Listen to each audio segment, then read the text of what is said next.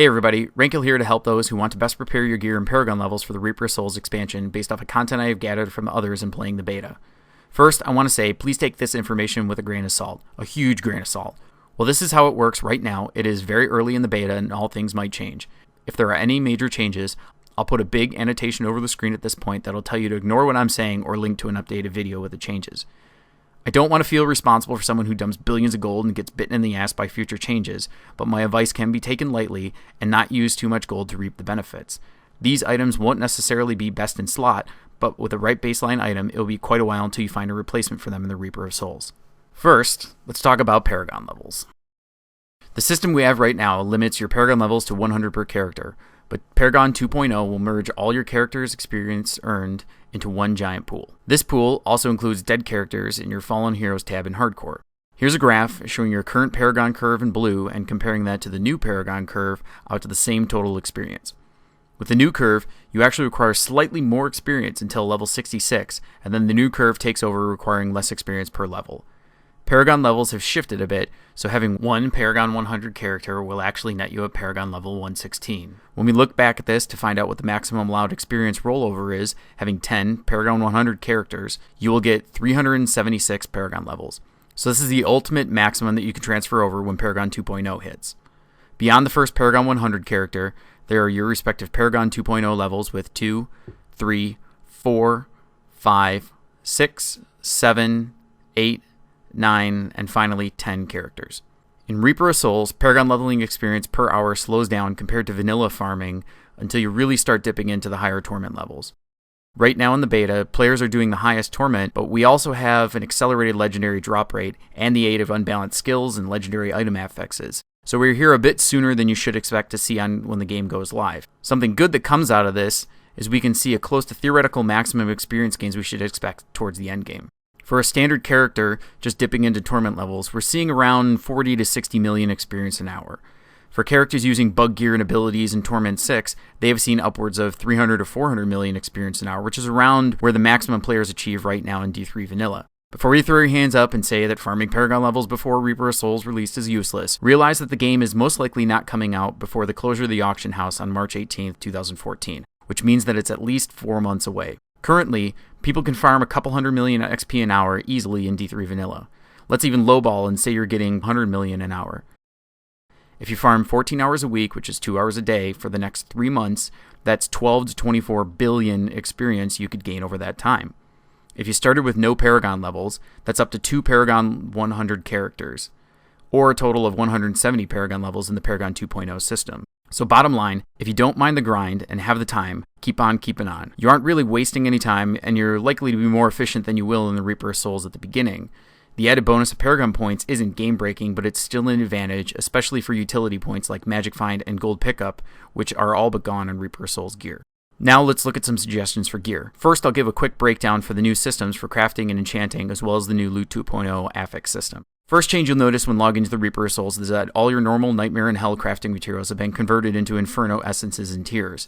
You'll see a new crafting material for common debris. These come from salvaging white items, and you gain them from Heraldric caches as loot. Essences now only come from salvaging blue items. Likewise, tiers only come from salvaging rare items, and brimstones only come from salvaging legendary items. You'll see all items in between and including 26 and 60 require demonic essences now to craft. Don't worry, demonic essences will drop off your first champ pack even if you're a level 1 character.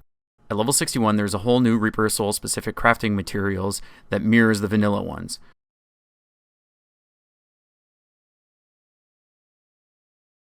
Enchanting currently costs 1 arcane dust and 1 veiled crystal for a rare item, and 4 dust, 10 crystals, and 1 forgotten soul, which come from salvaging 61 plus legendary items.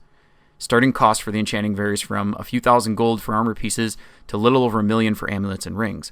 Legendary items are around 6 times the gold cost, but an exception is that legendary rings and amulets do not get a price hike like the rare ones do. Each enchant increases the price about 15%, so things can start to get pretty pricey if you keep re-rolling an item. Also, you can only enchant a primary stat to another primary stat, and same to only enchanting a secondary stat to another secondary stat. The transmog, no cost of materials and a flat rate of gold, sometimes a bit more for certain legendary items is all you need. The only way to get a visual look is to actually identify the item itself, so any previously obtained legendary items won't work for transmogrification. Blizzard made a post in the official forums about vanilla crafting materials. Basically, they said they want to get away from the risk of people hoarding up materials and going into the Reaper of Souls and instantly crafting themselves best in slot gear. Now stop.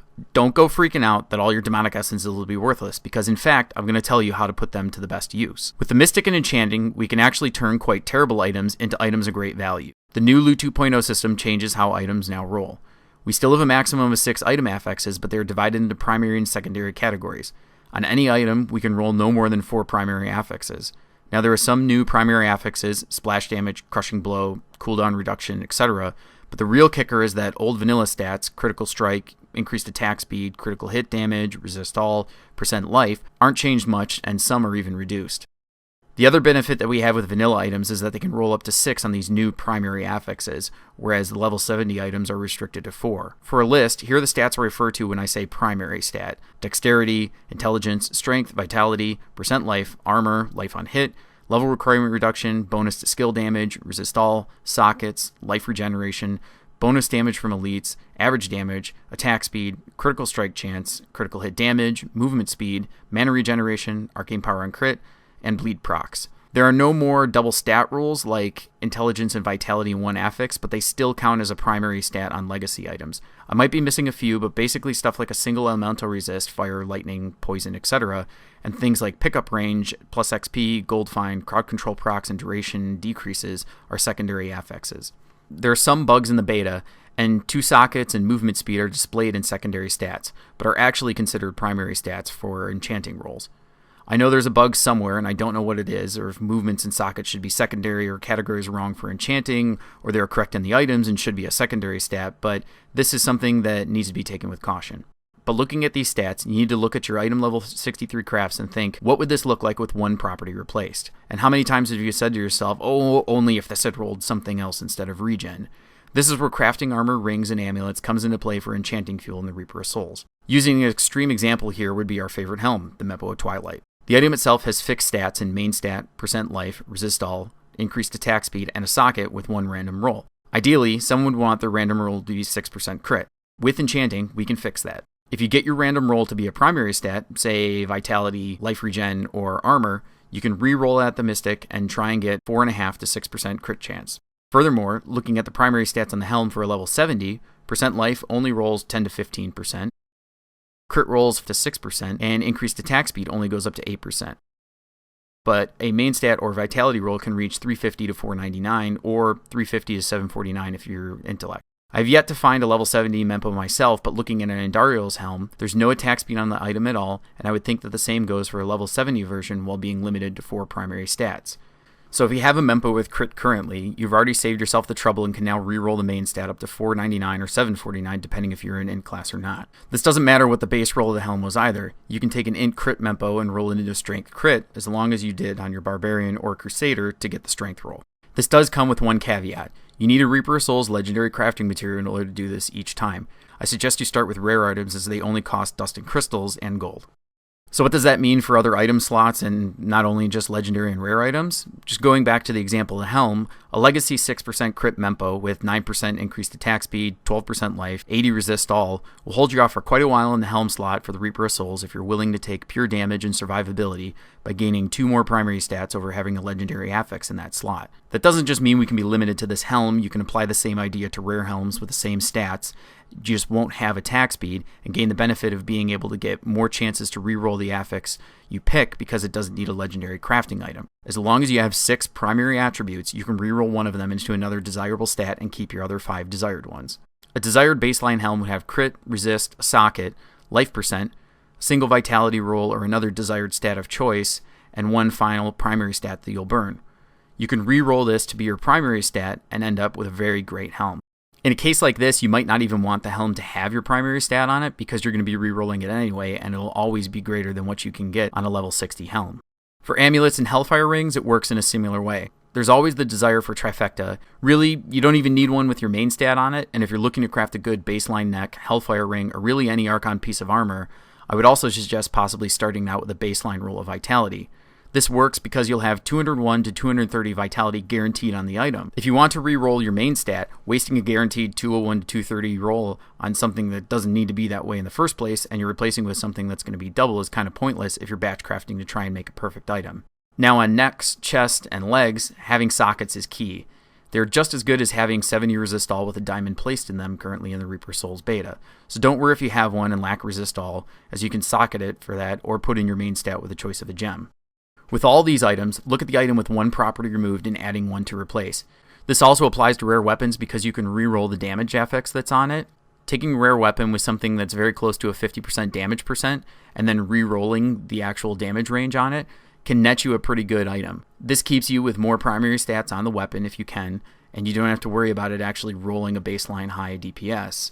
Most of these weapons right now at level 60 are pretty undesirable because they have a very low DPS rating. Just like the Mempo, there are some best in slot legendary items in D3 vanilla, and these items will very well hold true to being close to best in slot because some, if not all, lose out on a lot of their affixes from dropping down to 4 primary stats. There are some other items, but these are just an example of things to look out for. This even applies to Witch Doctors offhands like Thing of the Deep. I'm still using level 60 version because of the nerf to pickup radius on gear being 1 to 2 yards. I replaced this with a level 70 version as it still rolls the range, but until then, I rerolled the vitality on this one, which still had a % life roll and a good average damage roll. From what I see, offhands don't really roll that different of a range, so look for the special affixes that you cannot get.